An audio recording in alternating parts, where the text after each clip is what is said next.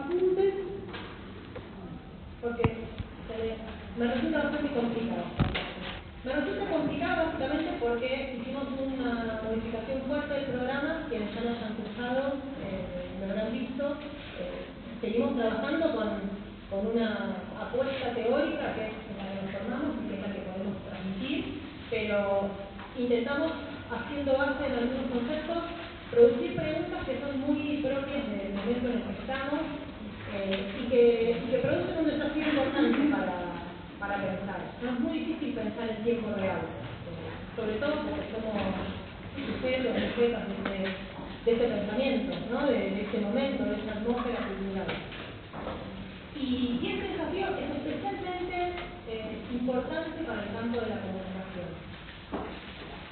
Ustedes habrán visto que ahí en el programa proponemos como objeto de estudio de la comunicación la producción social de significaciones. Y lo hacemos desde una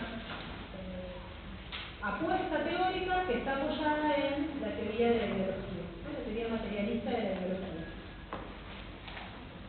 Esta teoría materialista de la ideología tiene que ver con lo que en el programa aparece como el intento de sistematizar una operación de extrañamiento, ¿no? Conocer tiene que ver, dice el programa, con extrañarse, sustraerse de las relaciones inmediatas de sentido que nos rodean, ¿no? Con las que atribuimos, unos ciertos saberes, unos ciertos nombres de las cosas, un modo de acercarnos, de significarlas, de apropiárnoslas.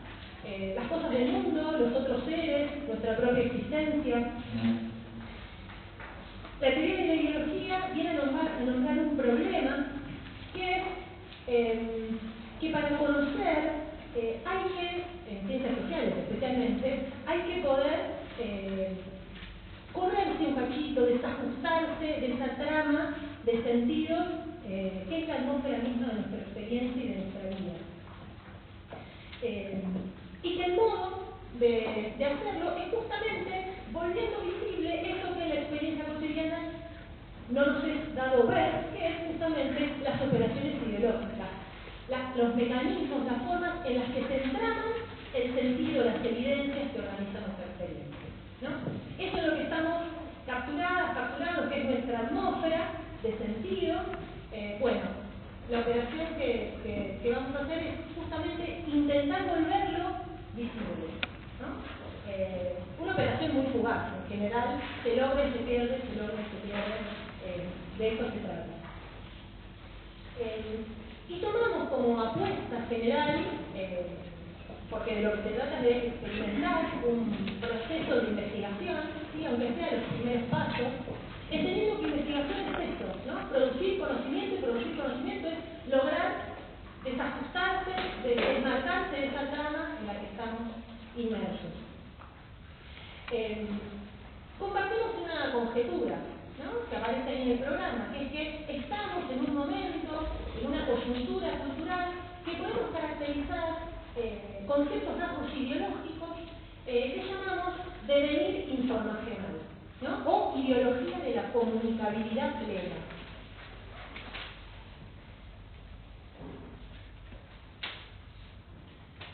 Ideología de la comunicabilidad plena, ¿no? Vivimos en un mundo como si fuera posible la comunicación total. La idea ahí es nombrar un problema que tenemos cuando intentamos hacer investigación en comunicación, y es que hoy todo se nos presenta como comunicación. La comunicación lo invade todo, todas las prácticas sociales, todas las formas de relación, las experiencias subjetivas.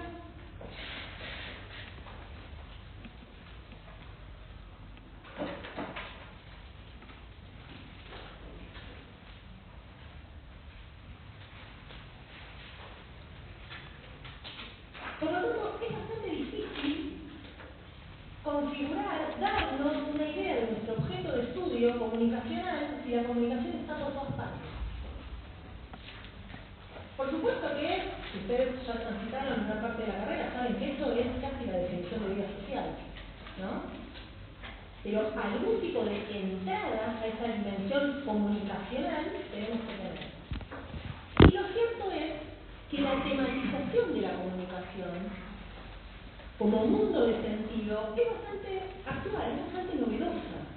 No siempre las prácticas comunicacionales fueron las prácticas que se reconocían como propias de cualquier ámbito de práctica de la vida social.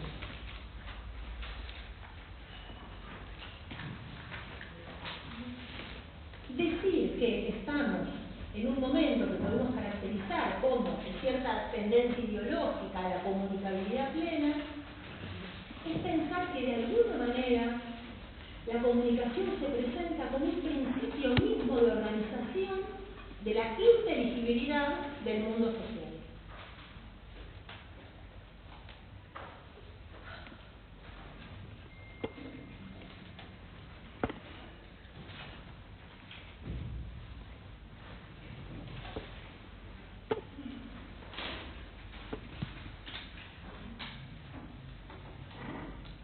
Lo que pasa es que no se trata de cualquier concepción de comunicación, ¿no? Y ahora viene esa otra parte, esa otra caracterización que incorporamos a nuestra conjetura, que es que esa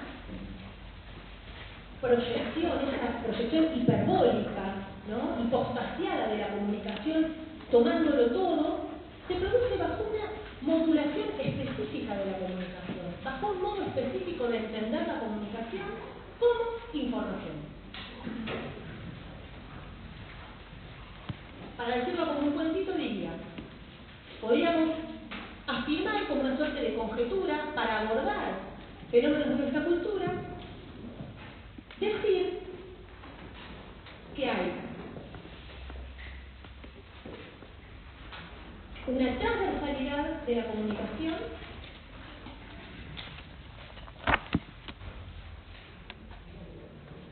que organiza el modo como vemos, como pensamos, como imaginamos nuestra vida social, pero que eso se produce bajo la condición de reducir la comunicación a información.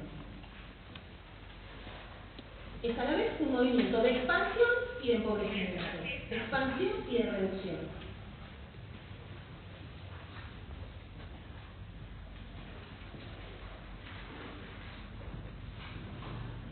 Por lo tanto, lo que nos va a interesar pensar como rasgos de esta coyuntura son justamente los distintos elementos que participan de este doble movimiento.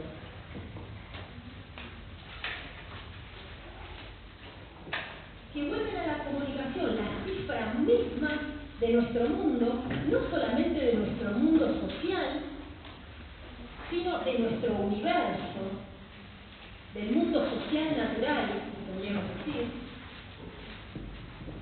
o del universo en tanto que mundo, es decir, experimentable, visible, pensable, imaginable para la especie humana.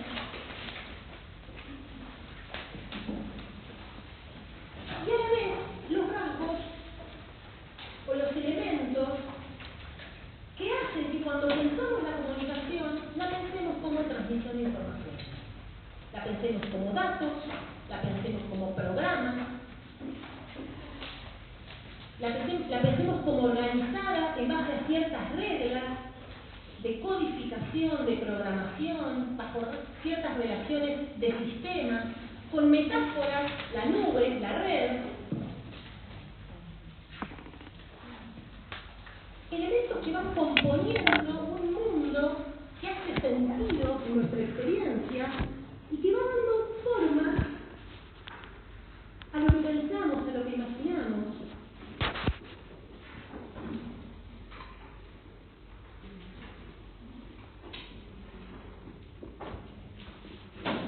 Marchar, resetearse,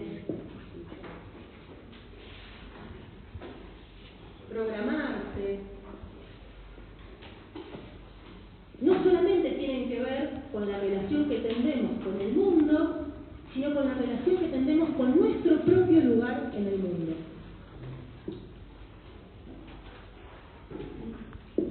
Ahí pusimos un tipo de texto en casi todas las unidades que llamamos de acercamiento al problema.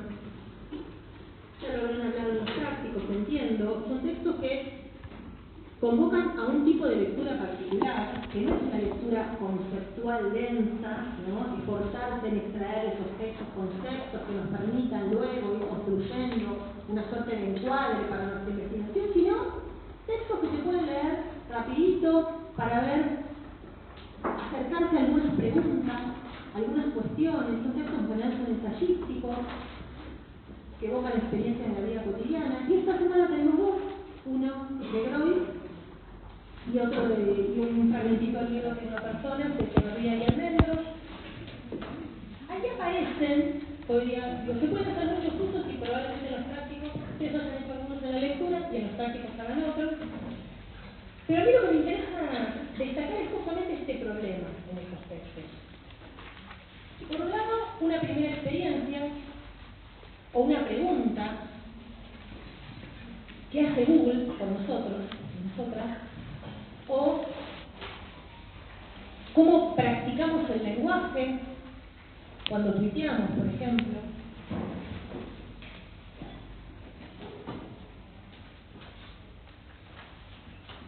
Groys, en su lectura bastante creativa de Google,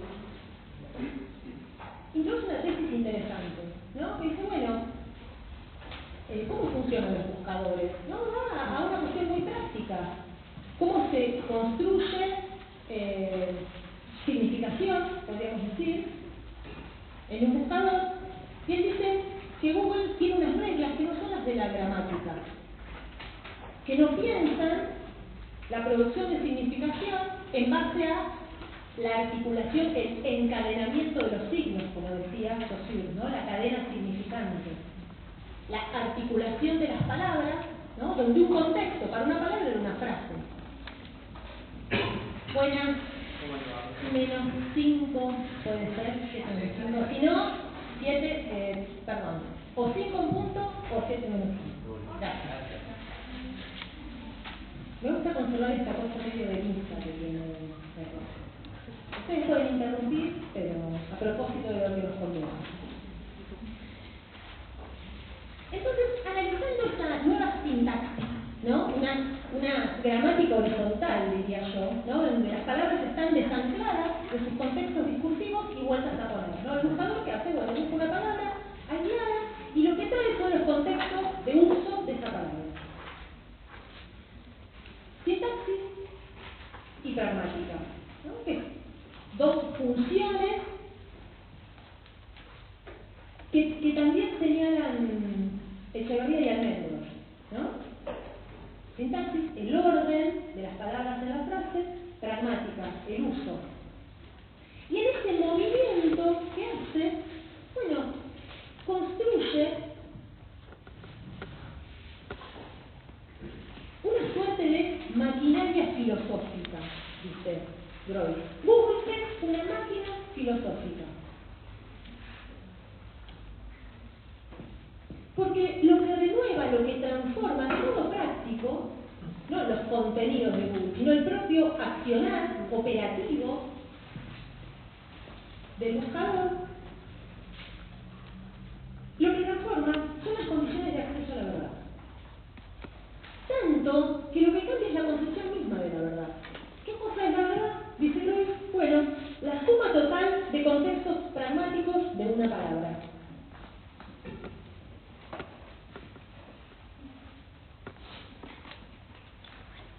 Esa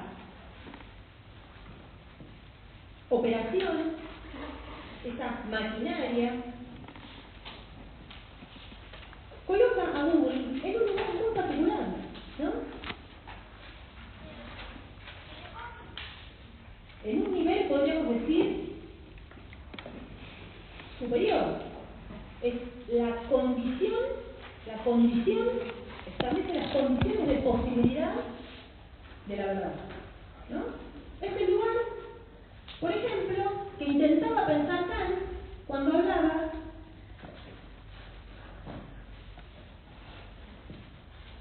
de las categorías a priori del conocimiento, ¿no? Cuando Groys dice que Google es una maquinaria filosófica, lo que está postulando es Es un juego, ¿no? Es un juego de pensamiento lo que hace, no es una teoría filosófica densa y sistemática. Pero lo que está diciendo es, hoy Google es el nuevo sujeto trascendental.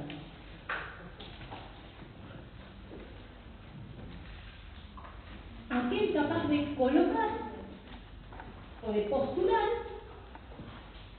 a priori las condiciones de lo verdadero.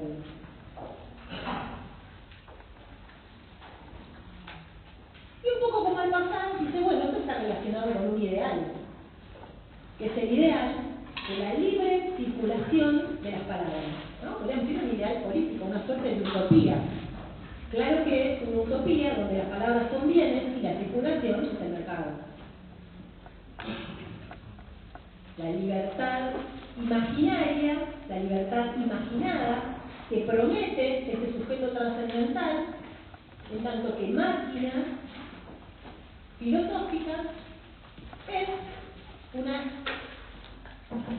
libertad muy parecida a la libre circulación de bienes en el mercado.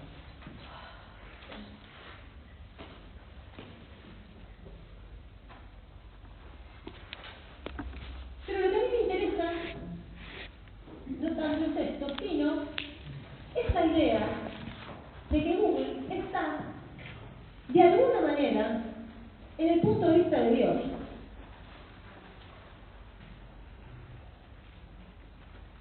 Todo lo ve y todo lo dispone para que sea visto. El campo mismo de lo que nos es dado ver, nuestro régimen de visión, está dispuesto por esta máquina filosófica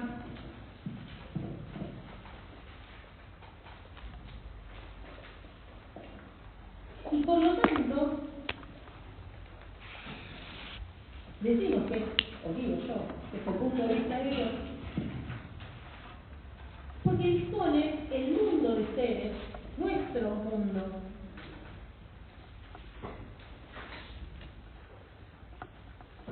con una fuerza que podríamos llamar metafísica.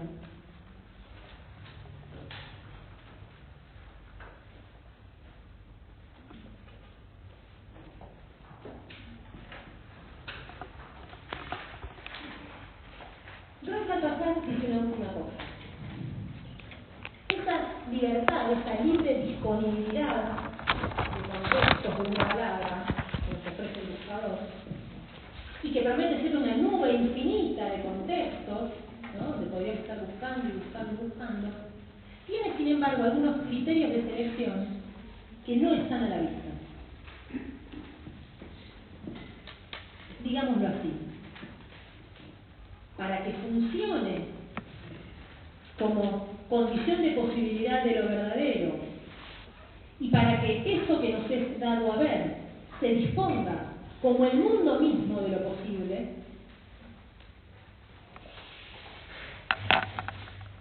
Google deja algo en la sombra. Por ejemplo, los principios de selección de los contextos que aparecen o no aparecen en una búsqueda. Sabemos, ¿no?, que no todo aparece en un buscador. Por supuesto que no todo lo que está en la vida, pero ni siquiera todo lo que está disponible en Internet. Entonces, ahí me parece que hay una cuestión de la que agarrarse. Para que un campo de visión funcione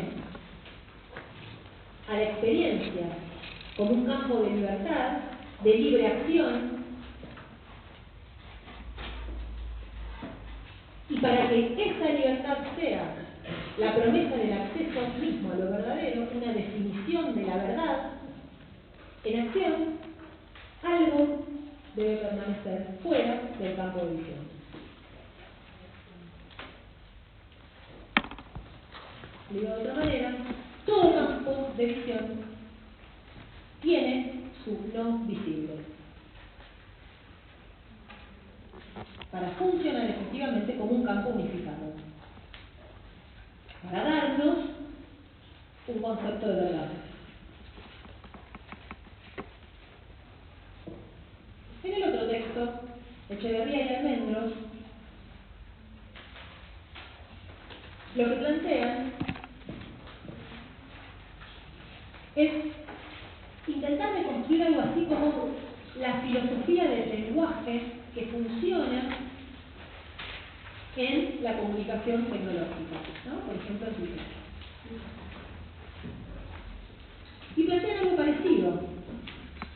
Es un lenguaje formalizado, ¿sí? Un lenguaje datificado, podríamos decir, toda la experiencia del lenguaje traducida a un código binario, ceros y unos, pero que funciona como un lenguaje natural. Una sintaxis que funciona como lenguaje natural. Y lo que plantean es que en esta filosofía del lenguaje, de este tecno-lenguaje, se trafica, diríamos, una ontología, una teoría del ser, de la información o de los bits como definición misma del ser.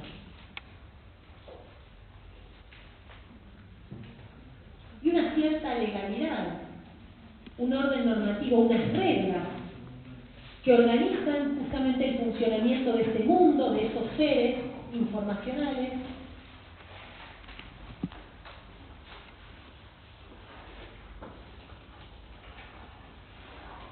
una cierta noción de leyes que tiene que ver con los códigos de programación, de sistemas.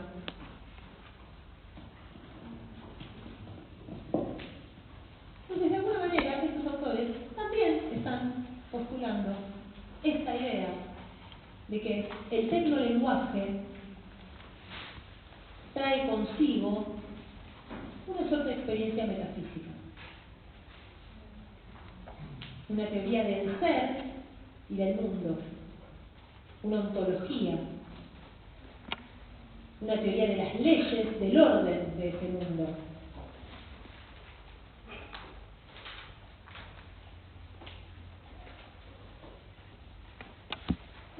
En el caso de esta metafísica, que sugieren ellos existe en el funcionamiento mismo del tecnolenguaje, también hay un punto no visto.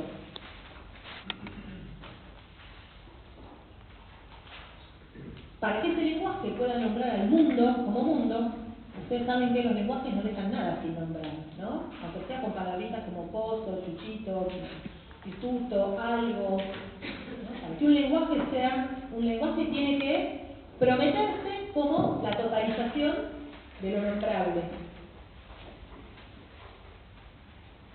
Acá lo que queda innombrado, según Echeverría y Almendros, son justamente las operaciones de configuración de los software, los mecanismos de programación, las reglas de uso, la propiedad de las patentes,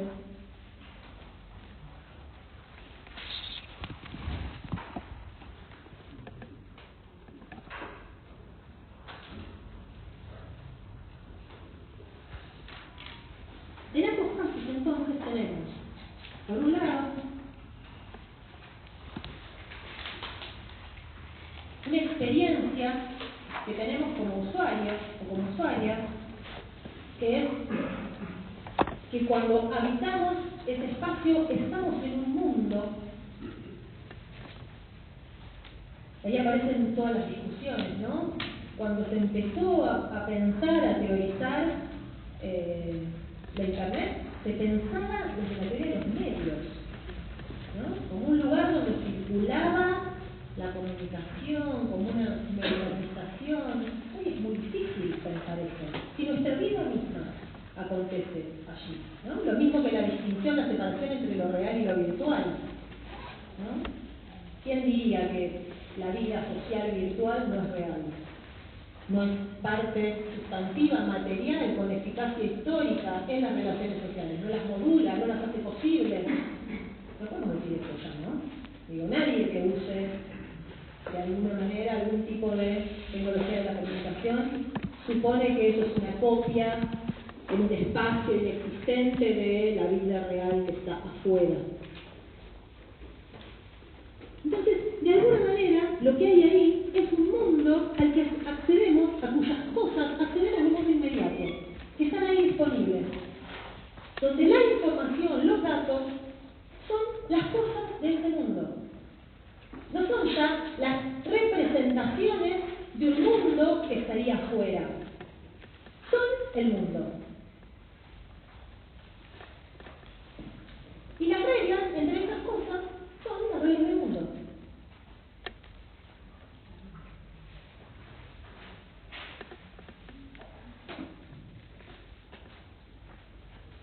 Sin afuera, un mundo que se basta a sí mismo, que no habla de algo que está en otro lugar. Sin embargo, son signos, ¿no? Son signos sin afuera, son signos que funcionan como cosas. Por eso una sintáctica y una pragmática. No hace falta postular un referente, no hace falta una teoría del sentido. ¿Me siguen? ¿Sí? ¿Se acuerdan? Función semántica, función sintáctica, función pragmática, preguntése en la universidad. Tecnología del CDC.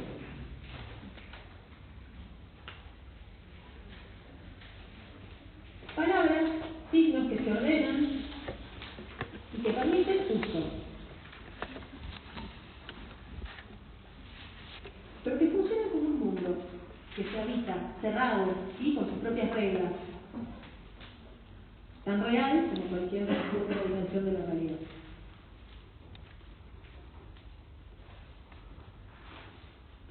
Por eso una metafísica. Como un discurso de un mundo cuyos seres somos, además, ¿no?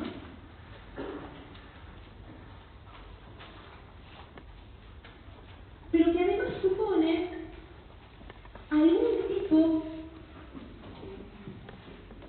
de saber superior acerca de las reglas de ese mundo,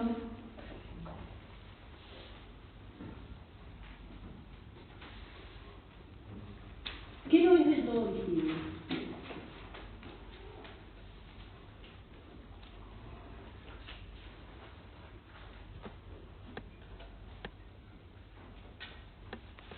Un supuesto saber que controla las leyes de ese mundo y las condiciones de posibilidad del funcionamiento de esos signos,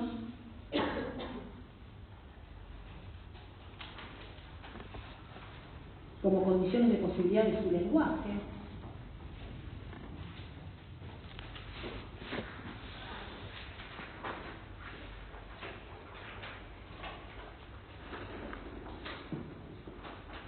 que de alguna manera restituye una figura subjetiva, un gran sujeto. Muchas veces hablamos del Internet como si fuera un sujeto, del Big Data como si fuera un sujeto, o del algoritmo, ¿no? Incluso tiene una especie de aura mística, un saber que sabe tanto como nosotros, sobre nosotros o más que nosotros.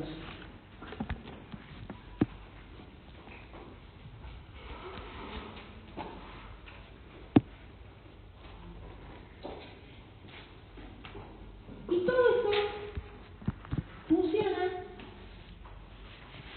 con algún punto de estructural olvido, ¿no? El artificio queda olvidado.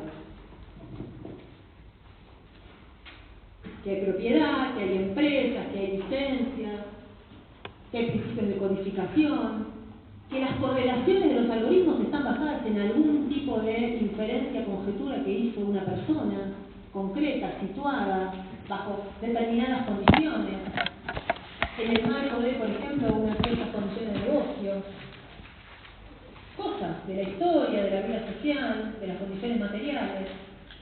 Esto queda puesto en suspenso para que ese mundo funcione como un mundo con sus propias reglas. ¿Sí? ¿Me siguen? ¿Sí? Digan que no, los que no, ¿eh? mujeres valientes. La cosa entonces es que lo que queremos pensar es que hay cierta filosofía actuante de modo espontáneo. ¿Eso sería biología? Ah, sí. Bueno, listo, nos vamos, salí de la clase.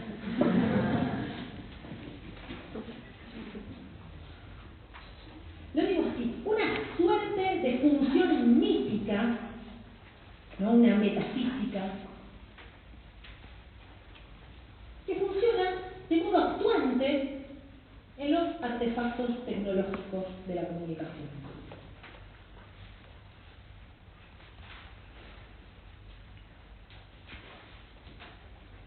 Y ya que la compañera nos resumió unos pasos, vamos a aprovechar entonces y pasar a recordar algunos momentos del texto que trabajaron la semana pasada, en el teórico de los jueves y en los prácticos, de iniciación a la filosofía para los filósofos, cuando el profesor dice que algunas filosofías funcionan justamente con cierta tendencia ideológica.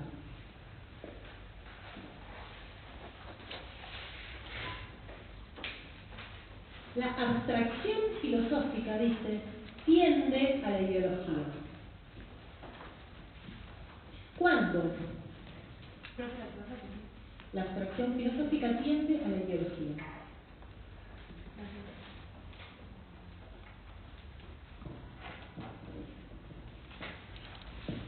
¿En qué sentido? Bueno, cuando se postula como un saber total. Cuando se postula como un discurso acerca del todo. No solamente acerca de todo lo existente, sino acerca de lo existente y lo posible. Acerca de lo real y lo virtual. Lo virtual como posible, ¿sí? Desde hace muchos siglos, no solamente como lo virtual técnico, como lo pensamos ahora. Lo virtual como lo posible.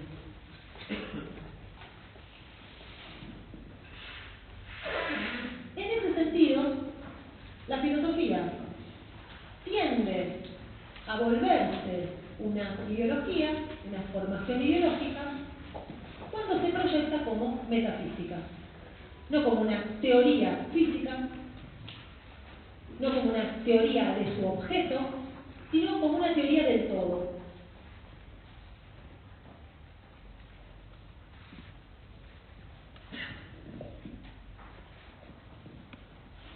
Cuando una teoría se propone como una teoría del todo,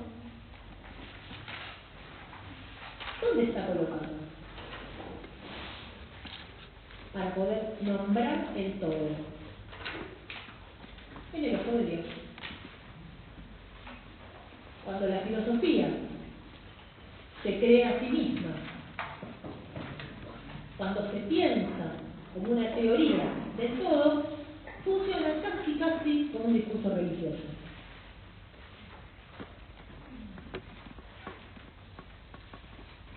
Sobrehumano. Althusser dice como el cálculo de una combinatoria divina. Infinita, ¿no? Saber infinito. Acerca de todo lo posible. Imagínense entonces qué problemática es una filosofía de la historia, ¿no? Si ya es ella misma el discurso de todo lo posible. Difícil pensar la política, por ejemplo. Difícil pensar la contingencia, la novedad.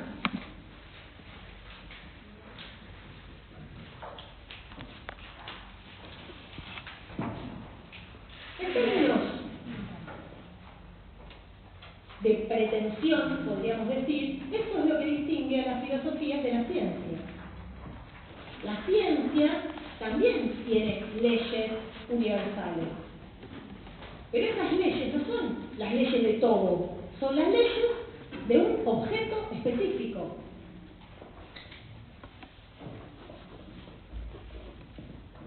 Claro que a veces las teorías científicas también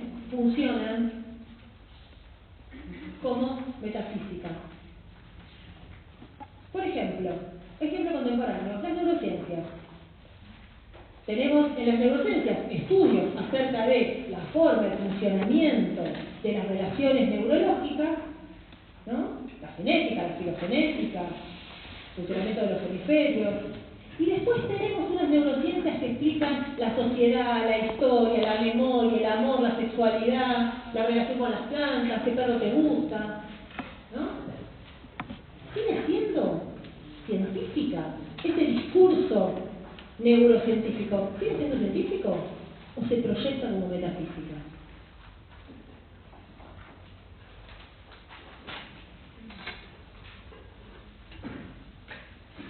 Lo digo de otra manera.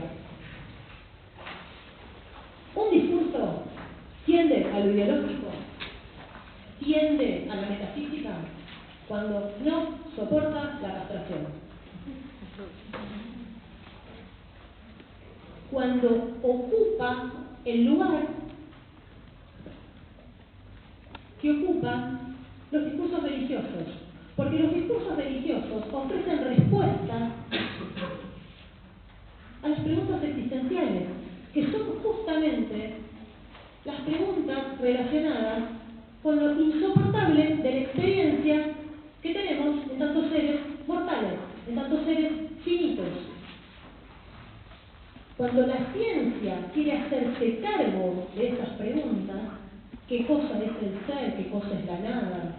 ¿Qué hay después de la vida? ¿Cómo hacemos para no morirnos? ¿Por qué la desgracia? ¿Por qué la injusticia? Bueno, tienden a la metafísica, tienden a devenir explicaciones del todo, discursos del todo, encarnaciones mismas de la verdad, donde el mundo ya no es un espacio a partir del cual se pueden formular unas preguntas que nos permiten construir un objeto de conocimiento y pensar las leyes de ese objeto. El mundo resulta un libro abierto donde vamos a buscar signos que nos ratifiquen la creencia que tenemos acerca de esta teoría metafísica. Entonces, podríamos decir que mal leída y mal tomada, casi cualquier teoría científica puede devenir metafísica.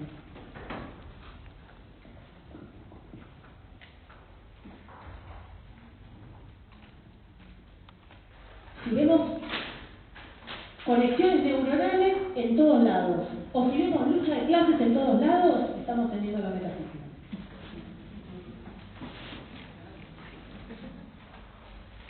Si vemos redes en todos lados, también, ¿no? Algoritmos en todos lados.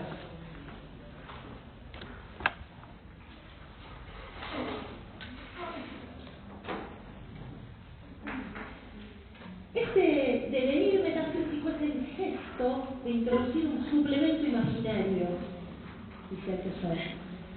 Y el suplemento imaginario siempre viene con seres imaginarios. Dios es un ser imaginario, el ser imaginario por excelencia.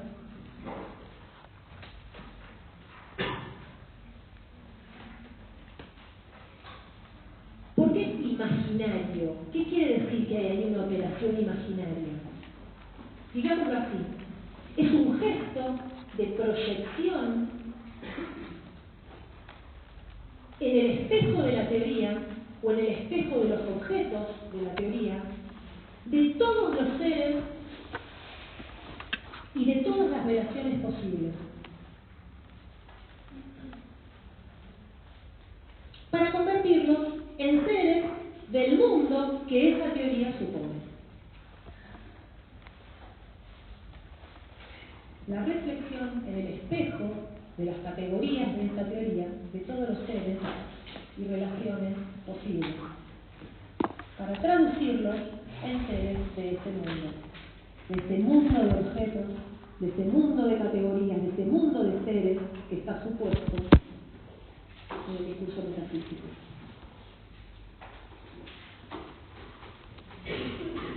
¿Por qué tiene la forma de una ideología este tipo de discursos? Y por ejemplo, ejemplo, porque toman la parte por el todo.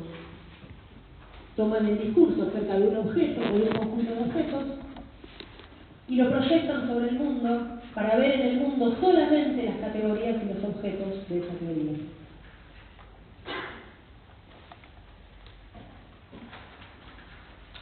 Toman una teoría finita y la vuelven un saber absoluto, un saber infinito acerca del todo. Una operación de totalización. Cuando esta operación, en un momento histórico, es exitosa, cuando logra presentarse y ser sostenida como un discurso acerca del todo, estamos frente a una ideología dominante. Cuando a todos, a todas, nos hace sentido esa traducción de nuestra experiencia, cuando el mundo ya no nos sorprende porque ya está ordenado bajo un conjunto de categorías, de un discurso unificado, que controla ese discurso, las apariciones de lo posible, podemos decir que esa metafísica es una ideología dominante.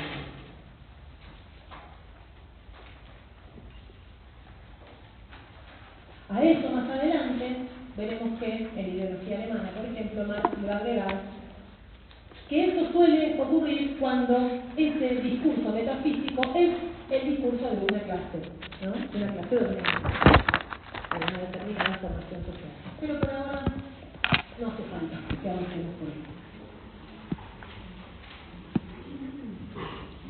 Seres imaginarios. ¿Solamente Dios es un ser imaginario? No, dice Althusser. La categoría de persona jurídica, sujeto de derecho, también es un ser imaginario. Cuando pensamos a todos los seres como personas jurídicas, estamos en el mundo ideológico de la filosofía jurídica burguesa, donde, por ejemplo, todas las relaciones se piensan como relaciones o contractuales o relaciones de daño entre individuos aislados, responsables de sus actos, desarraigados de su contexto, de su historia, de sus condiciones materiales. Todos, todas somos personas, es decir, sujetos libres, de libre albedrío, responsables por nuestra conducta. Así pensamos el mundo, ¿no? Así funcionan nuestras instituciones. Bueno, la ideología jurídica del Estado burgués es una ideología dominante. Sí. Podríamos decir que, aparte de Dios, un ser imaginario se todas las relaciones sociales bajo una categoría. Bajo una categoría de sujeto.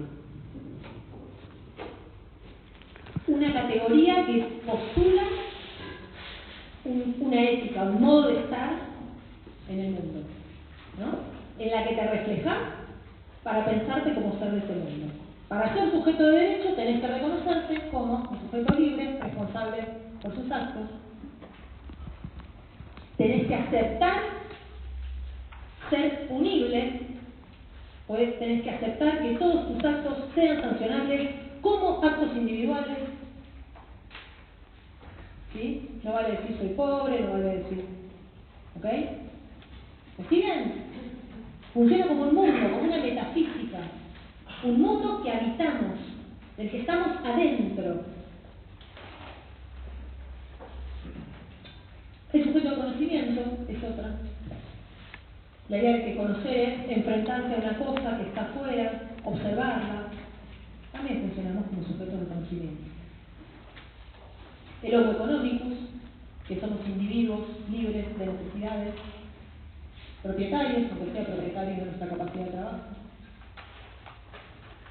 que funcionamos haciendo cálculos costo-beneficio o una acción racional. Una música se agrega otra, que no la menciona Althusser, pero que la vamos a encontrar en el texto de Pablo Rodríguez, que es seres maquinales. Seres que procesan información y que transmiten información. Nodos de información. Máquinas. Máquinas como sujetos.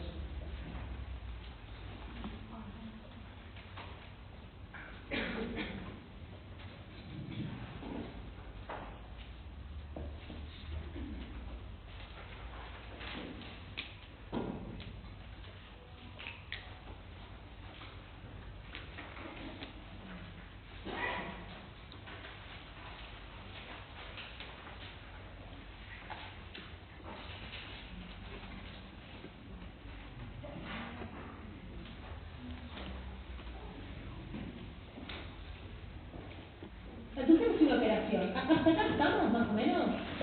¿Siguiendo el libro? Hace una operación en este libro, Iniciación a la Filosofía para los Filósofos, que está en el capítulo que se llama El estado de naturaleza, o algo así. Arriesga, ¿no? Y lo que dice es que este devenir ideológico de la filosofía tiene una historia concreta, que es la historia de la filosofía misma, ¿no? De la filosofía moderna occidental. Que tiene que ver con el combate que tuvo que dar la filosofía moderna occidental con la religión, como discurso hegemónico acerca del mundo, acerca de los seres del mundo, de las relaciones, de las reglas, del orden. Entonces, hay primero una idea importante que es la idea de combate. Las teorías combaten. El conocimiento es una plaza, un terreno por el que se pelean distintas perspectivas, distintas tradiciones, distintos modos de explicarse lo que las cosas son, de nombrarlas. Y en la historia de la filosofía moderna, bueno, de alguna manera, la filosofía logra, ¿no? Con lo que se llama el desencantamiento del mundo, bueno, logra tomar las plazas, tomar el terreno, ocupar el espacio que ocupaba la explicación, la religión como explicación del todo. Pero el Santo pagó un precio. Para poder combatir y derrotar a la religión, tiene que hacerse cargo de sus preguntas. Y entonces, la filosofía queda en esa encrucijada de tener que dar respuesta a las preguntas existenciales.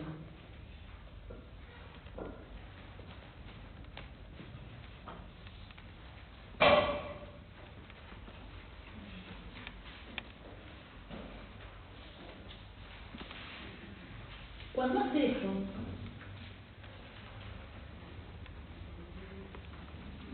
cuando la filosofía moderna intenta, por ejemplo, producir una teoría del origen de todo, como vemos en las teorías contractualistas, ¿sí? Rousseau, Locke, Hobbes, teorías del origen de la sociedad, ¿se acuerdan? Las teorías del pacto social, o antropologías que dicen, bueno, una teoría de la naturaleza humana, el hombre es el lobo del hombre, en su naturaleza está el combate por expandir su territorio, o en su naturaleza está el encuentro con el semejante. Una antropología filosófica, una teoría del ser humano como ser, una teoría del derecho natural, entonces, bueno, funciona como metafísica. ¿Y dónde vemos eso? Y por ejemplo que tienen que postular mitos. ¿No? Todas estas teorías vienen con un mito. Hubo un tiempo en que los hombres circulaban en los bosques y cuando se encontraban se peleaban. Un mito, un relato fundacional de un tiempo deshistorizado que nos da los rasgos para entender cómo funciona la sociedad burguesa como tal. Es el momento, dice Althusser, en que la filosofía se convierte en filosofía de la resignación. Porque si lo que nos encontramos hoy tiene sus orígenes en un momento fuera de la historia, donde todo comenzó y bla, bla, bla, bueno, es lo que las cosas son, ¿no? Entonces, esa teoría política deviene metafísica. Es una teoría de todos los tiempos, que conoce el origen de las cosas.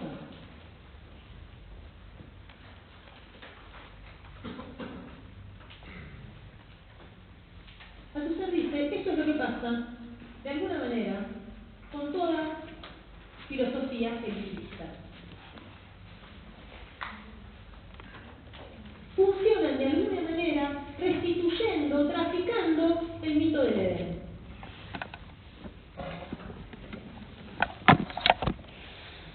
El mito del Edén lo que postula es un acceso directo a las cosas del mundo. Al conocimiento y a los frutos necesarios para vivir. Sin opacidad, sin trabajo, sin transformación. Entonces, esta idea de que un discurso nos ofrece las cosas mismas, el acceso a las cosas mismas, sin opacidad, sin metáfora, es el funcionamiento empirista que encontramos en la filosofía moderna, y es por eso en la teoría del conocimiento como observación, por ejemplo, ¿no? ¿Qué es conocer? Bueno, es observar un objeto que está ahí dado y extraerle una parte, ¿no? Eso que nos dicen cuando nos quieren dirigir una tesis, que dicen, tenés que recortar el objeto. Entonces vos tenés las redes sociales que son un objeto y agarrás una parte. Instagram. Bueno, tengo una pésima noticia, Instagram no es un objeto de estudio. Instagram es una cosa del mundo, ¿no? Pero si queremos estudiarlo, cuando nos acercamos vemos que hay un montón de relaciones que no tienen nada que ver. Y vamos a pensar las empresas, las prácticas, la relación que tiene el sujeto, los contenidos, los discursos, solamente discursos lingüísticos, interacciones, imágenes. No es una cosa que está ahí de la que tengo que extraer un objeto. Ese es el gesto típico del conocimiento empirista. ¿Cuál es el supuesto? Que el conocimiento está en el objeto.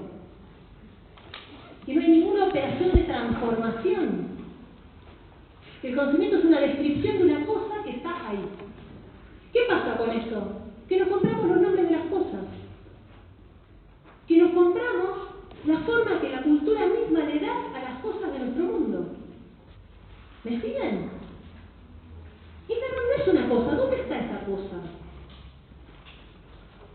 Es una cosa que es una construcción cultural. Cultural, material, económica, social, filosófica. No es una cosa del mundo.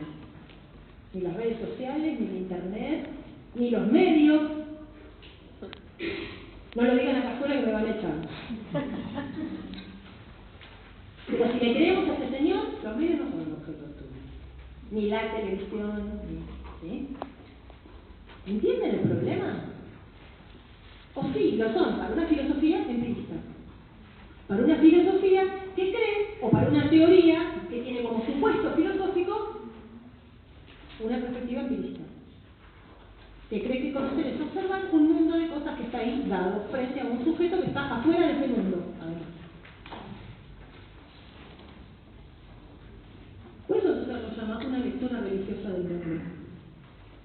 Porque es una lectura, una idea de conocimiento que repone esa idea de que lo que hacemos es acceder de modo directo a cosas que están ahí. ¿Qué se le opone a esta teoría del conocimiento como lectura inmediata del mundo? La idea de que el objeto real y el objeto de conocimiento no son la misma cosa.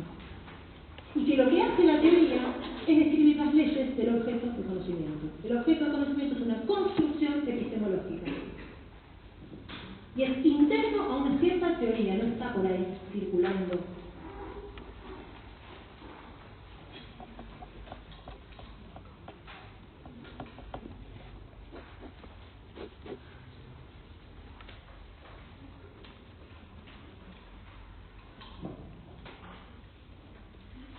Los signos para la lingüística Saussure, el populismo para la teoría del populismo de Laclau,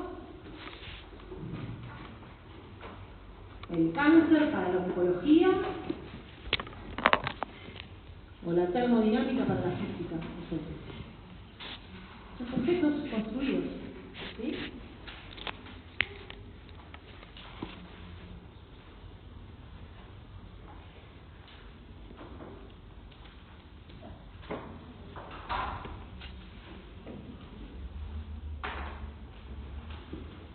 Agrega algo más al tuyo.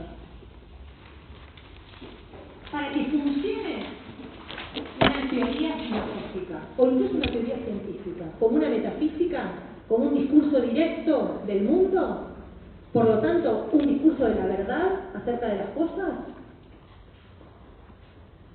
tiene que estructuralmente olvidar sus condiciones históricas de emergencia. Tiene que hacer de cuenta como si sus objetos estuvieran ya ahí y hubieran siempre estado ahí. Los algoritmos siempre estuvieron ahí. Los datos siempre estuvieron ahí. La comunicación siempre estuvo ahí y siempre fue información. Lo que olvidamos son las condiciones de emergencia de esas cosas como cosas. Cómo se volvieron visibles en tanto que problemas, en tanto que objetos pensables, estudiables. Determinaciones históricas, culturales, sociales, económicas, políticas. Cómo adviene lo imaginable, cómo aparece el campo de visión. Cómo un día nos preguntamos, ¿esto qué es? Las nuevas derechas, ¿qué son? ¿De dónde sale eso? ¿De dónde emerge? ¿Cómo aparece? ¿Cómo toma forma? ¿Cómo se vuelve un objeto común de nuestros discursos? De nuestra experiencia social, natural, histórica. Hay que olvidar eso para hacer de cuenta que son cosas dadas del mundo, que siempre estuvieron allí y que simplemente observándolas damos cuenta de su conocimiento. ¿Sí? ¿Me siguen? Es una operación de deshistorización.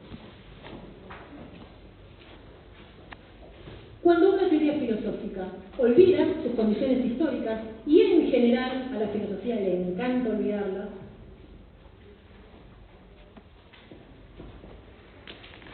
se suele decir que es una teoría idealista.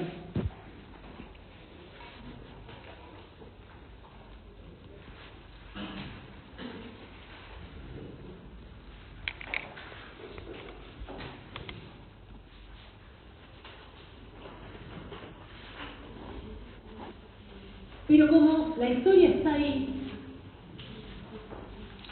y olvidarla por completo es imposible, en la propia historia de la filosofía hay una tradición que se ocupa de recordarle a las teorías que tienen una historia, y a esa posición, a esa perspectiva, se la llama materialismo. La historia de la filosofía, va a decir Althusser, es un combate entre tendencias materialistas y tendencias idealistas. Que la historia de la filosofía es el terreno de un combate entre tendencias materialistas y tendencias idealistas. Podemos decir que hay teorías filosóficas que son más materialistas que otras, pero en general, en toda teoría filosófica podemos encontrar momentos materialistas y momentos idealistas. Momentos en los que la teoría, el discurso de la teoría se cierra sobre sí misma, deja de hacerse preguntas, toma sus objetos como cosas del mundo, y momentos en el que trastabilla, entra en contradicción consigo misma, recuerda que tiene una historia.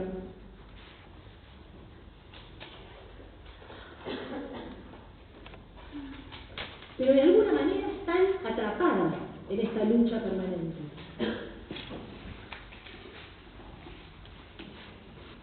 No hay un sistema filosófico enteramente idealista y un sistema filosófico enteramente materialista.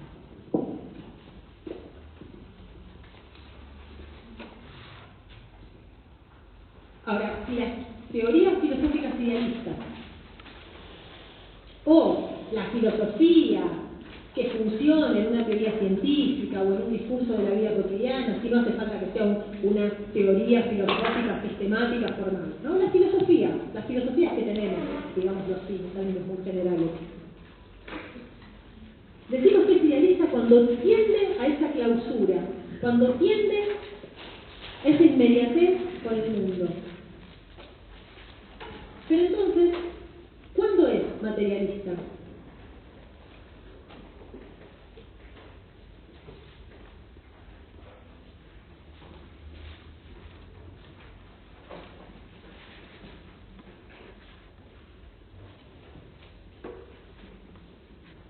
Cuando se pregunta justamente por sus condiciones de posibilidad.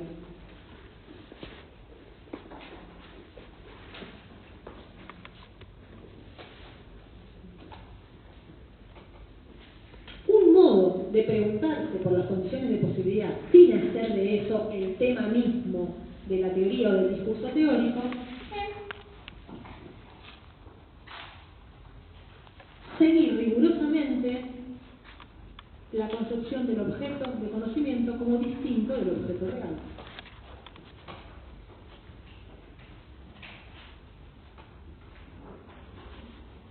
Para el caso de la ciencia. Para el caso de la filosofía, es hacerse cargo de la finitud también. Hacerse cargo de su propia historia,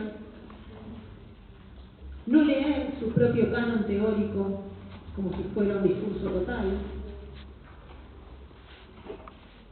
no ser hegeliano como si Hegel hubiera dicho todo para todos los tiempos, no ser marxista como si Marx hubiera dicho todo para todos los tiempos, no ser Foucaultiano como si Foucault hubiera dicho todo para todos los tiempos. Eso es una forma de leer materialista. Leer Foucault preguntándose qué le falta, qué no pudo pensar, qué lo trama en su propia época, con sus propias condiciones de escritura. Eso es un gesto materialista. No leer a Foucault como si fuera el discurso de la verdadera cosa. No producir una lectura religiosa, dogmática, cerrada, como si todo estuviera ya dicho ahí. Exacto, total.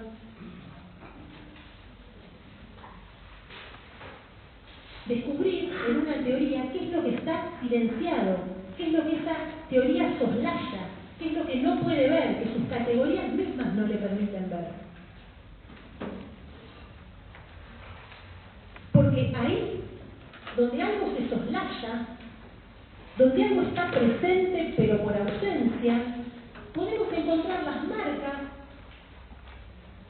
desplazadas de la realidad social en la que esa teoría toma forma.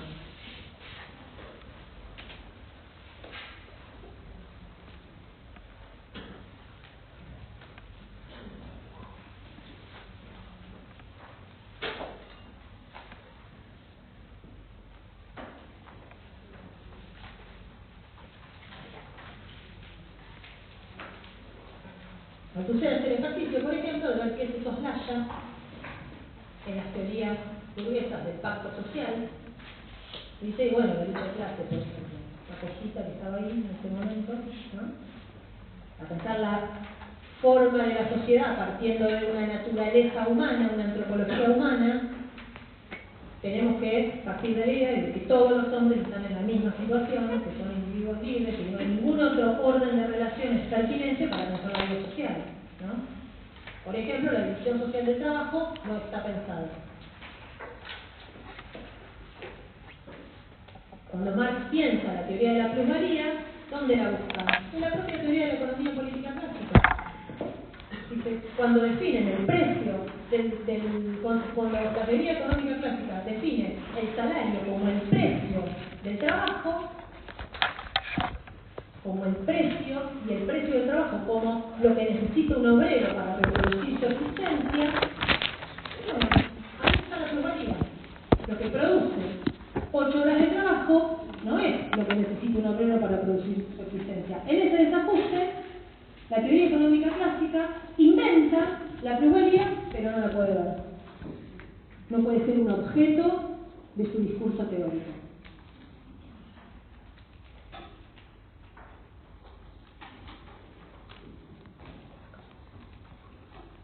Bueno. Entonces, de lo que se trata esta semana es empezar a pensar algunas cosas sueltas. ¿Sí? ¿Qué digo cosas sueltas? Lo digo así para que no se asusten con los textos que tienen. No tenemos que hacer de estos textos la base firme de nuestro recorrido teórico. Son textos que nos traen unas primeras ideas para empezar a situar el problema de eso que queremos pensar como devenir informacional de la cultura. ¿Hacia dónde estamos yendo? Bueno, justamente tenemos esta sospecha, que hay una suerte de metafísica de la información. Que los discursos de la cibernética, de las neurociencias, de la teoría de sistemas y tantos otros, de la psicología, de la sociología, van traduciéndose a un modo de nombrar el mundo, a un modo de pensar sus leyes, sus seres, sus relaciones, que están organizados bajo este principio de la información. Ese es el devenir informacional de nuestra cultura. Vemos, registramos información por todos lados. Procesos de conexión, procesos de transmisión, datos, programas, programaciones, control de entropía, control de incertidumbre, gestión, sistemas, cosas que hacen sistemas, sistemas y subsistemas de sistemas. ¿Sí? Porque la ideología funciona materialmente en nuestro lenguaje mismo. El primer lugar donde vive una metafísica es en el lenguaje, en la materialidad misma del lenguaje. Y ese es un problema para cualquier teoría científica, que tiene que lidiar con el lenguaje. Ahí están todos los intentos de la filosofía analítica para deshacerse del ruido del lenguaje y construir lenguajes formales. El problema es que si pensamos que hoy tenemos una ideología tendencialmente dominante, que es la comunicabilidad plena, y bueno, la filosofía analítica forma parte de esa ideología dominante. La formalización del lenguaje es de alguna manera suponer que si hacemos un esfuerzo, todo es perfectamente comunicable. Y como decía Wittgenstein, de aquello de lo que no se puede, ¿cómo era? No se puede nombrar, no son hablar, Martina Hersey. Eso que no se puede, de eso de lo que no se puede, eso que no se puede nombrar, es mejor no hablar, algo así. Pero la idea es justamente la reducción del lenguaje a lo plenamente comunicable. Sin equivocidad, sin doble sentido, sin ironía, sin metáfora, sin chiste, sin deseos inconscientes, sin lapsus, sin retórica, en fin, sin poesía.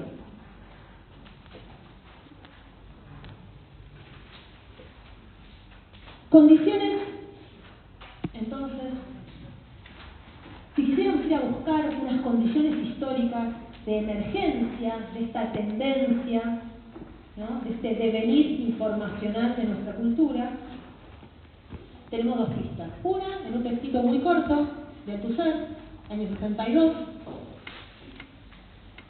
Es una nota de color, ¿sí? No es que les va a aportar mucha información, te los cuento, que lo leen. Althusser lo invitan a escribir en una revista de enseñanza de la filosofía, donde se invita a distintos filósofos a que digan qué piensan de las ciencias humanas, ¿no?, y la relación con la filosofía. En un momento en que efectivamente se percibe cierta crisis de las ciencias humanas o cierta transformación de las ciencias humanas. ¿Qué va a decir Althusser en ese momento? Bueno, va a decir que efectivamente las ciencias humanas están acechadas por una transformación de la filosofía. Él dice una no filosofía que llama pensamiento tecnocrático. Las teorías de la acción racional, las teorías de los juegos, las teorías de la comunicación, la cibernética. Ya no se piensan las humanidades,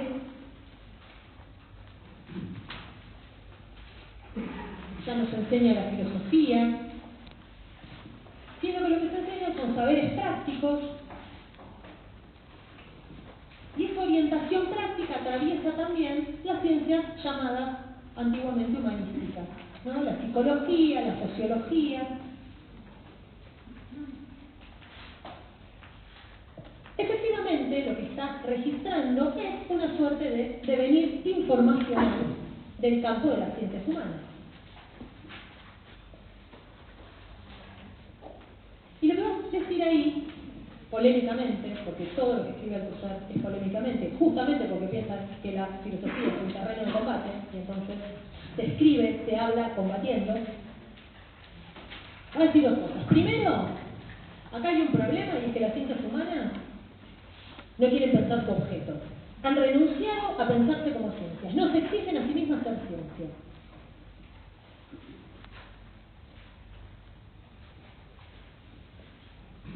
Y el segundo problema es que la filosofía ha renunciado al ejercicio filosófico. Lo que da como resultado un conjunto de teorías más o menos novedosas, más o menos exitosas, producen su propia filosofía.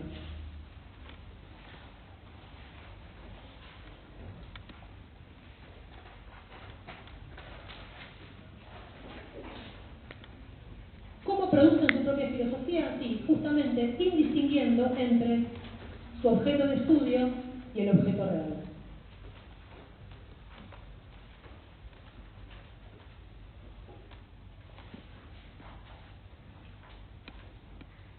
Esa filosofía que usted la caracteriza como una ontología de la binariedad y de la combinatoria. Ontología de la binariedad, los ceros y unos, o los signos, ¿sí? Posible, significado, significante, y de la combinatoria, las combinaciones entre signos.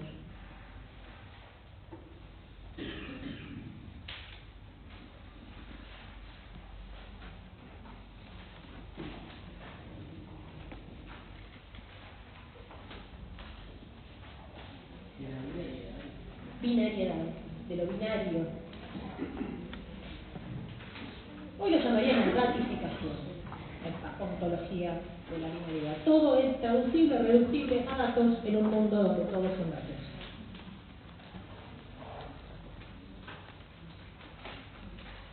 Menciona algunas tradiciones, ¿no? Dice el cálculo operacional. Bueno, no me entiendo la letra, el cálculo operacional, la teoría de los juegos, la teoría de la comunicación, la gestión, las ciencias de la información, van captando, dice, las ciencias humanas, ofreciéndoles una filosofía, ¿no? Una teoría acerca del ser.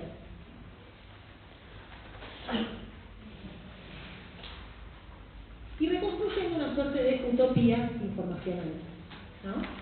Nuevamente ahí la cosa metafísica. Podríamos decir una teoría del ser como información. Informacional. Y una teoría del ser, que son los seres e información. Todo es traducible a información.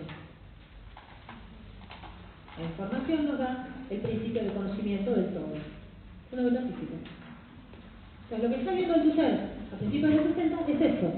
Es que hay ciertas modas teóricas que se están instalando en el campo de las ciencias sociales, de las humanas, de la sociología, de la psicología, donde se ve avanzar estos supuestos filosóficos informacionales. Si esto pasa, la pregunta es, ¿qué es lo que se olvida? ¿No? ¿Cuáles son? Esta es nuestra pregunta también. ¿Cuáles son las condiciones históricas de la segunda posguerra, de la segunda mitad del siglo XX, en el marco de las cuales podemos pensar esta transformación del campo de los saberes?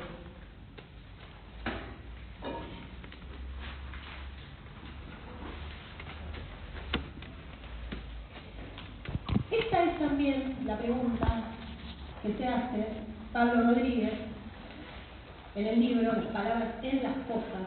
Este título es muy sugerente, Las palabras en las cosas, porque da un poco fuerza de su tesis central.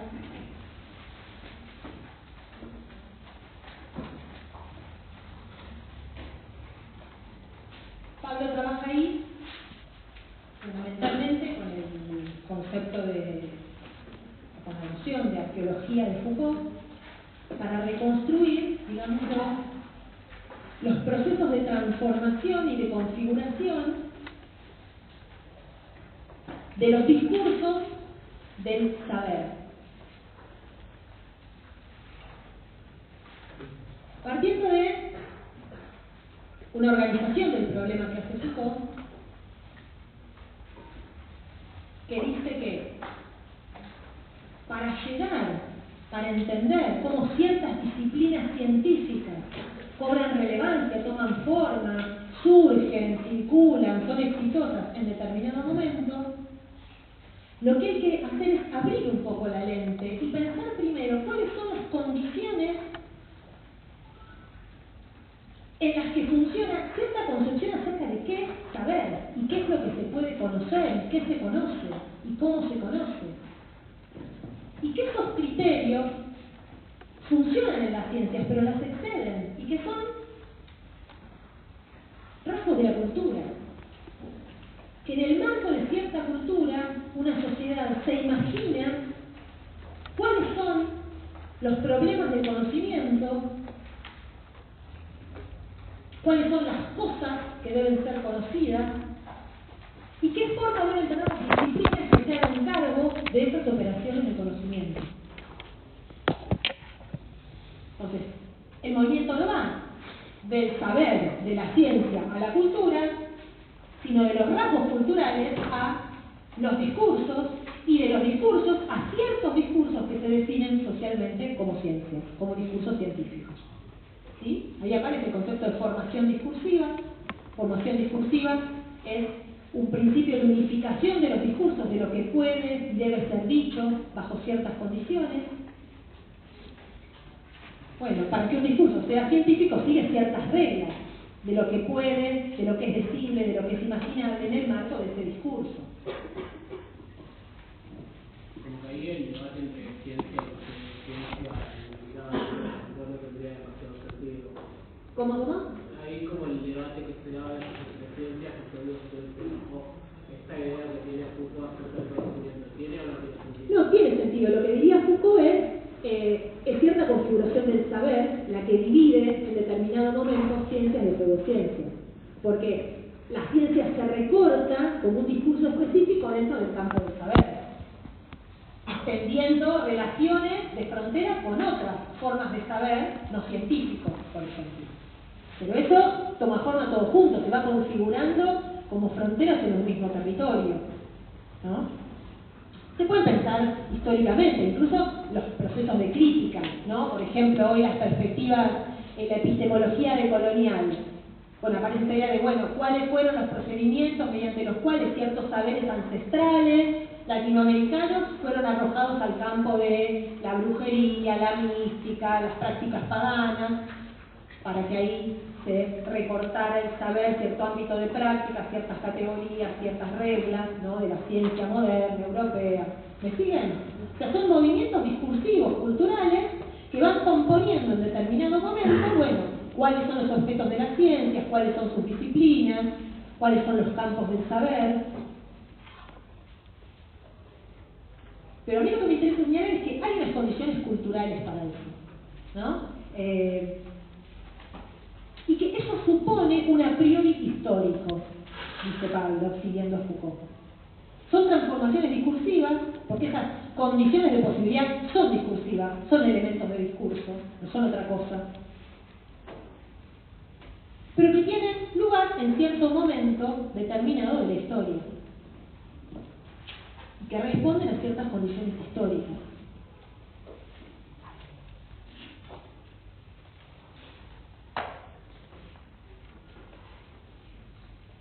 Althusser lo dice de una manera parecida en otro texto, no lo tenemos incorporado en el programa, tenemos el libro, pero en este capítulo, sobre la reproducción, dice que las teorías filosóficas se producen siempre motivadas, causadas por revoluciones científicas, aparición de campos de saber científico y lucha de clases.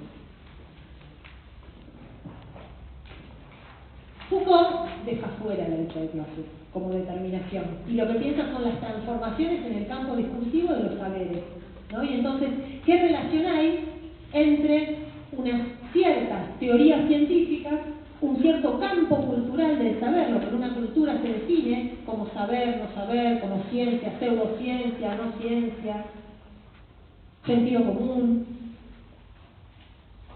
y las filosofías, los supuestos filosóficos que actúan, que intervienen en esas formaciones discursivas?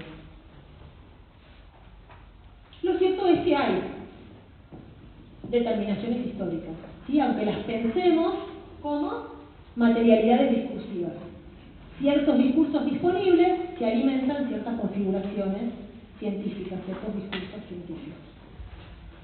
Entonces, el trabajo que hace Pablo Rodríguez en el capítulo 8 de este libro que tenemos en el programa es justamente esa reconstrucción. A partir de una hipótesis general, que te las cuento, que está nombrada y repetida en este capítulo, pero que tal vez si no leen todo el libro la pasan de largo. A quien le interesa, el libro es súper interesante para leerlo todo.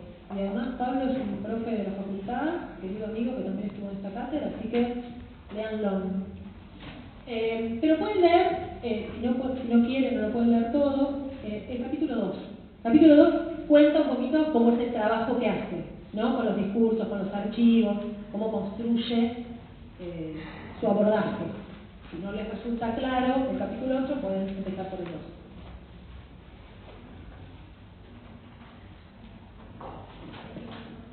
La hipótesis fuerte, ¿sí?, en mi opinión, en mi modesta lectura, es que lo que pasa en la posguerra, ¿sí?, porque ahí hay un hito importante, a mí me interesa mucho marcar ese hito, años 50, 60, 70, ¿sí?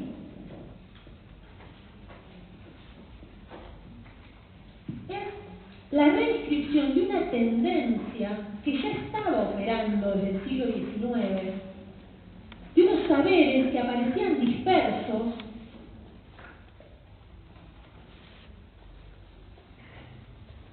y que aparecen en escena, se articulan entre sí y producen una suerte de mutación en la episteme moderna, en la concepción de saber, en los objetos del saber, en los conceptos que movilizan los discursos, las disciplinas científicas.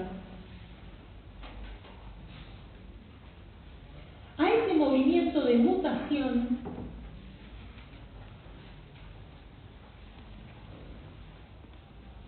Pablo lo va a llamar de diversas maneras. Va a decir, bueno, de alguna manera dialoga con lo que algunos autores llaman posmodernidad, es una episteme postmoderna, y ahí lo post es problemático porque es lo que viene después, es lo que transforma, pero también es lo que continúa.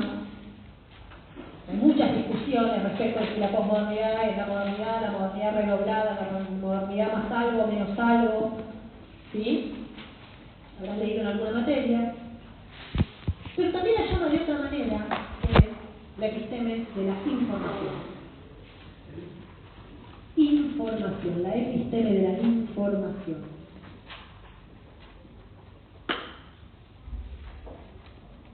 Un conjunto muy amplio y muy variado de transformaciones en los lenguajes científicos, en la delimitación de las disciplinas, en los paradigmas que se van instalando en unos campos del saber,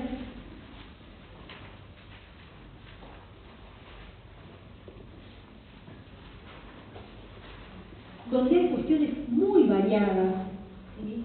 La semiótica, la biología molecular, la neurociencia, la psicología cognitiva, el interaccionismo simbólico, la teoría de los juegos, la teoría de la rational choice en economía.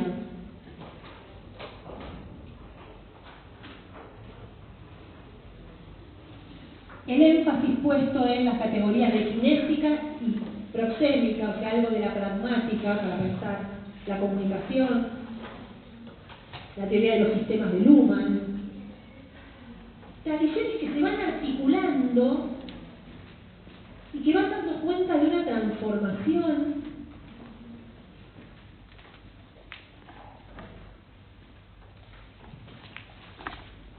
en la que van a cobrar una centralidad algunos desarrollos del campo de la matemática, de la ingeniería, básicamente, que tienen que ver además con la experiencia militar de la Segunda Guerra, ya lo saben, ¿sí?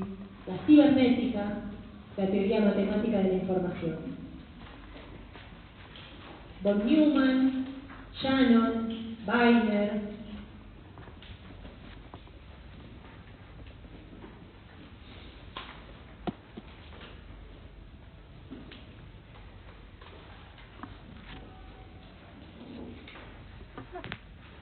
que son teorías relacionadas con la medición de información,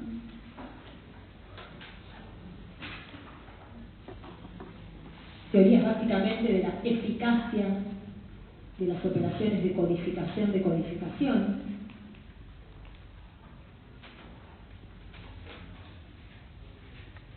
vinculadas básicamente con las tareas de espionaje bélico, ¿sí?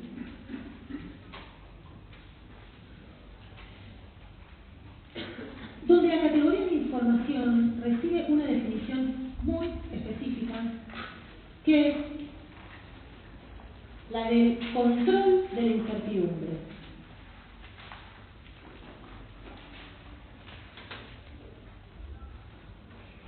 Bajo la noción de entropía.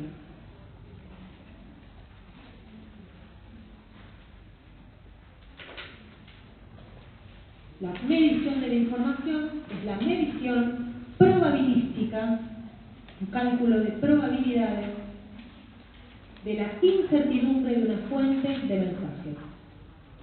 ¿Qué ejemplo da Manolo Pablo en este libro? El predictivo del celular. El cálculo de la incertidumbre con respecto a la probabilidad de que un mensaje, un signo, se produzca o no se produzca en determinada fuente. Predictivo es eso, ponen Q y escribe qué.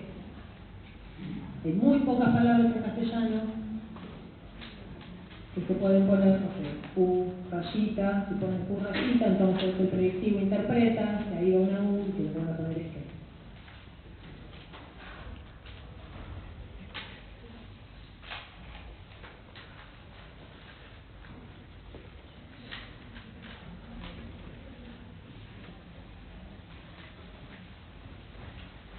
Es interesante porque la idea de entropía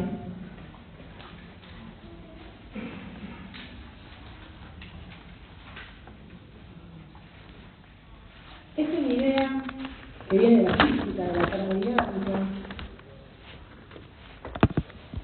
y que otro autor de nuestro programa, George Caffenzi, relaciona con los estudios de la ciencia del management. Taylor, Ford. Porque en la termodinámica, la entropía tiene que ver con el cálculo de la pérdida de energía cuando la energía se transforma en trabajo. Caffenzi dice, la física no es la ciencia de la naturaleza, la física es la ciencia del capital. Es el estudio del aprovechamiento de la relación trabajo-energía. Porque ¿qué cosa es la fuerza de trabajo? Es la conversión de la energía en trabajo. Durante el siglo XIX se produce, a fines del siglo XIX, en realidad, una mutación importante en el régimen de acumulación capitalista, que entre otras cosas coincide con la división internacional del trabajo, que se suele llamar imperialismo, el reparto del mundo entre lo que queda de las viejas potencias coloniales, el ingreso de los Estados Unidos.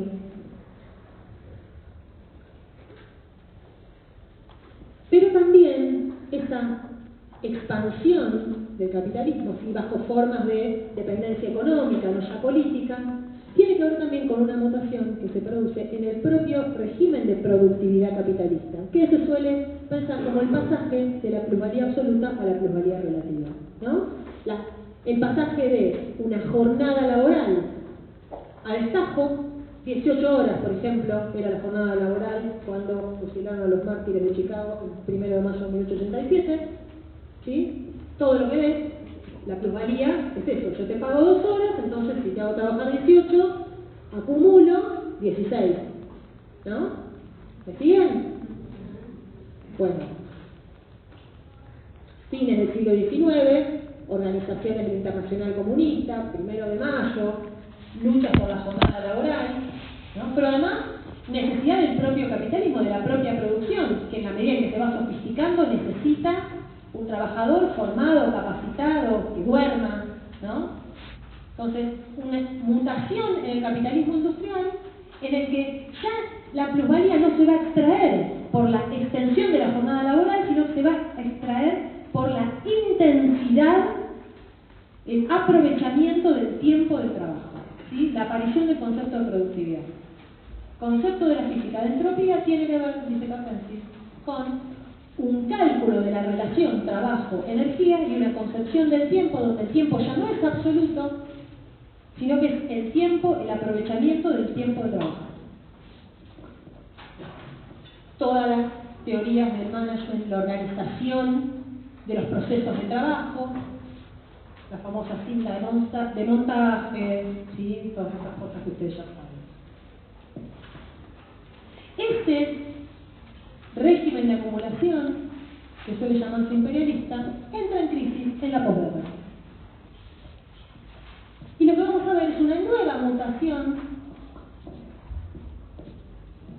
incorporación tecnológica, así le llaman tercera revolución industrial,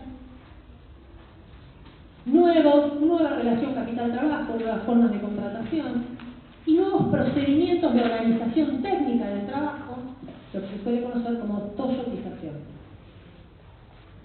Relaciones flexibles, no disciplinarias, trabajo freelance, precarización de las relaciones jurídicas, del trabajo propia del capitalismo fordista y la crisis del capitalismo fordista.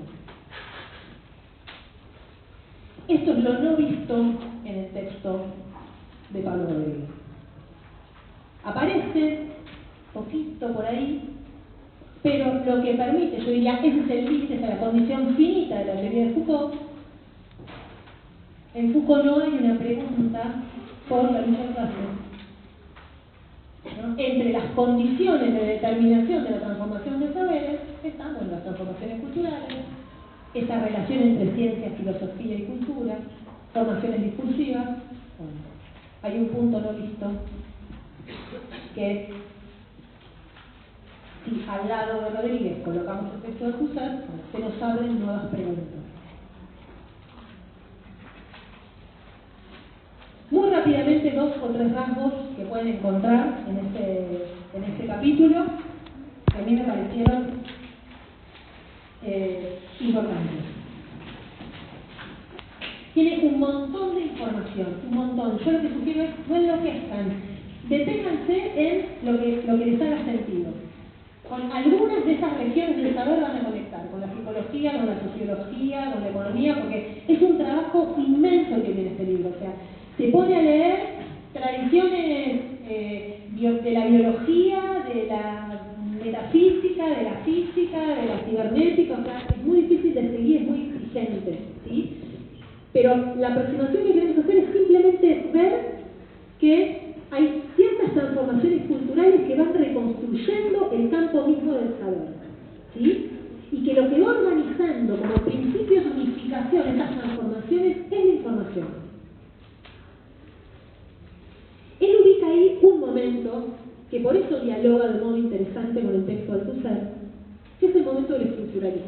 Que el momento de los años 60-70, cuando se hace una relectura de los primeros desarrollos de Saussure, ¿sí? El curso de lingüística general se dicta en los 30, pero es retomado en un diálogo con los aportes de Lévi-Strauss, ¿sí? De la antropología estructural de Lévi-Strauss, del psicoanálisis, de la fonología, de la tradición, lo que va a ser la teoría de la comunicación, Jacobson. También tradiciones de mutaciones en la teoría de la historia, ¿no? La historia de los llamados anales en Francia, la escuela de los anales, que empieza a pensar la historia de los tiempos largos, entonces las mutaciones de las grandes estructuras, ¿no? La modernidad, por ejemplo. Es un momento, dice Pablo, en el que lo que se produce lo que conecta es una cierta concepción de representación. Y es una transformación en la concepción de representación. De modo tal que la noción misma de representación, que está, por supuesto, en gran medida en la base de la teoría del lenguaje, se separa de la figura de lo humano.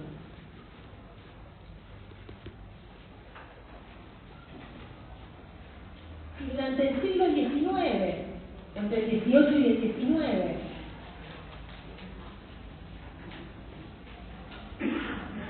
el gran problema es el problema del conocimiento humano,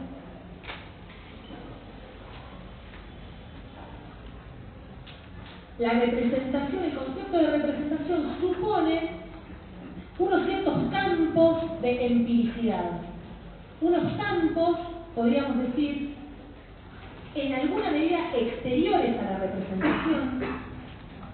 Esos campos son el trabajo, la vida y el lenguaje mismo.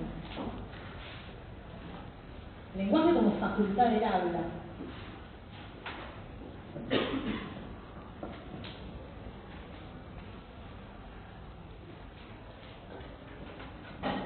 Y son campos que también suponen regiones, ¿no? Una teoría de lo social, el trabajo como praxis de lo humano y como principio del arte social.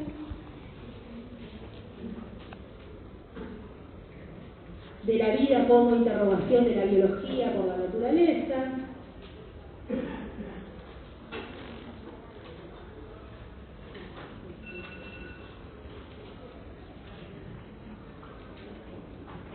Lo que va a pasar en el campo del lenguaje es que, al retomarse la teoría de los signos de Saussure, lo que se habilita es una autonomización de los signos con respecto al mundo de lo humano.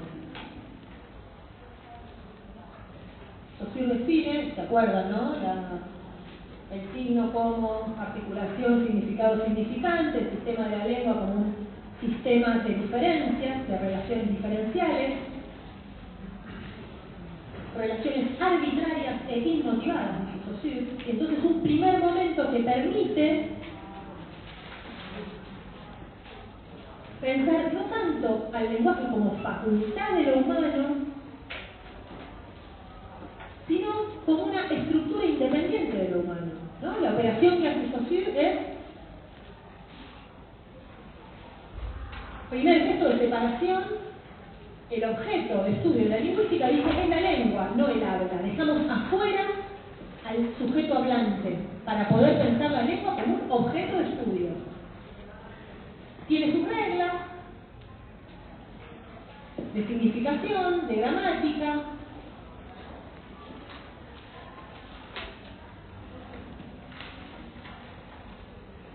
Sin embargo, para Saussure, la lengua es pensada en este curso lingüístico como una institución social.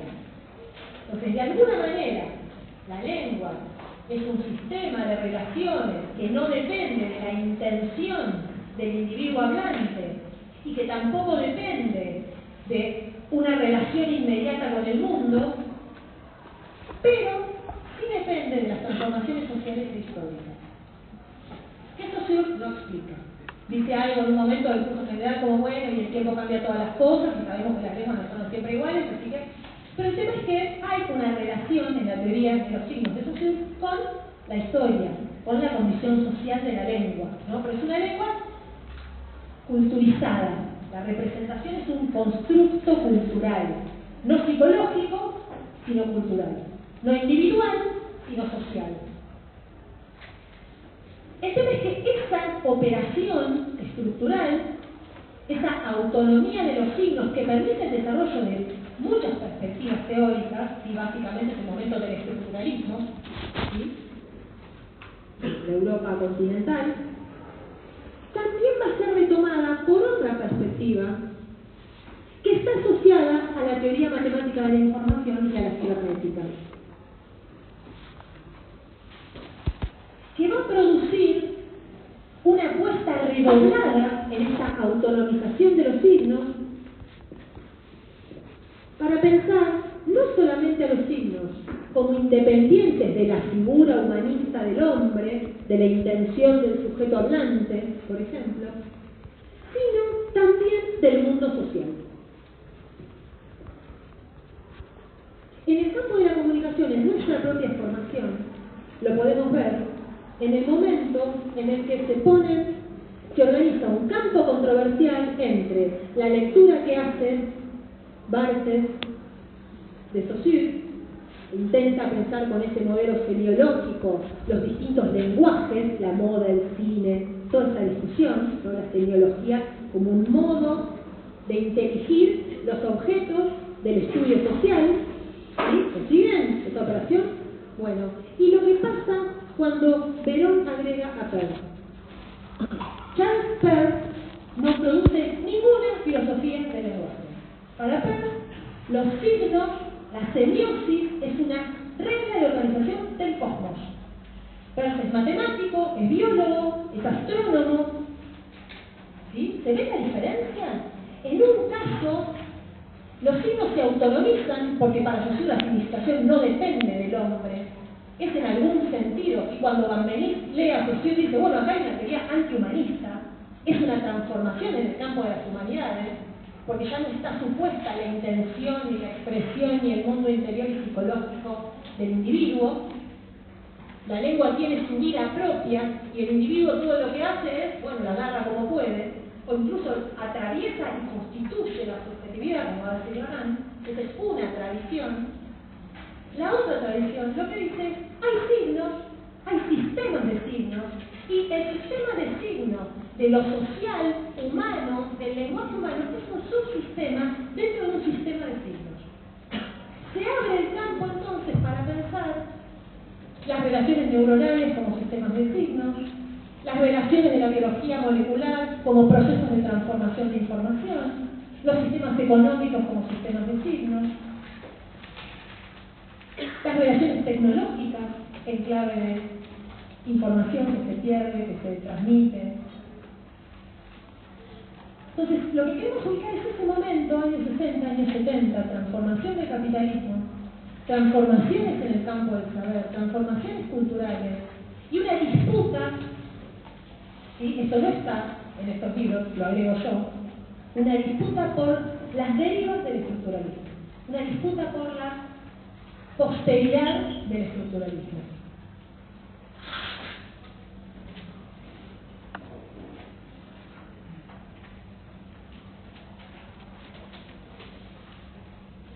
En el segundo movimiento,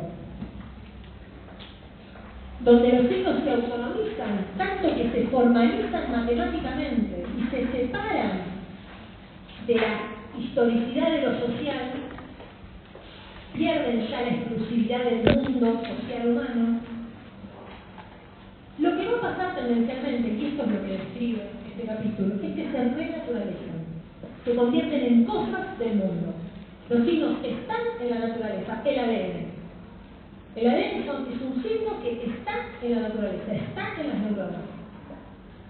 No es una hipótesis de lectura, es una hipótesis de lectura que se presenta como un rasgo de la cosa misma y que explica no solamente los movimientos neuronales, sino relaciones intergeneracionales, disposiciones a la conducta, afiliación política, ideología, cualquier cosa política.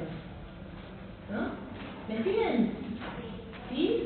¿Se entiende que como hay una operación de unificación y de expansión que va tomando a su cargo distintas regiones del saber? Y cómo también que las va tomando a su cargo convierte a los seres de ese mundo del saber en seres de información. Hay muchas más transformaciones que van analizando este capítulo, ya no tenemos tiempo de verlas pormenorizadamente, pero las voy a ir retomando en todas las clases, ¿sí? Con los distintos elementos que vayamos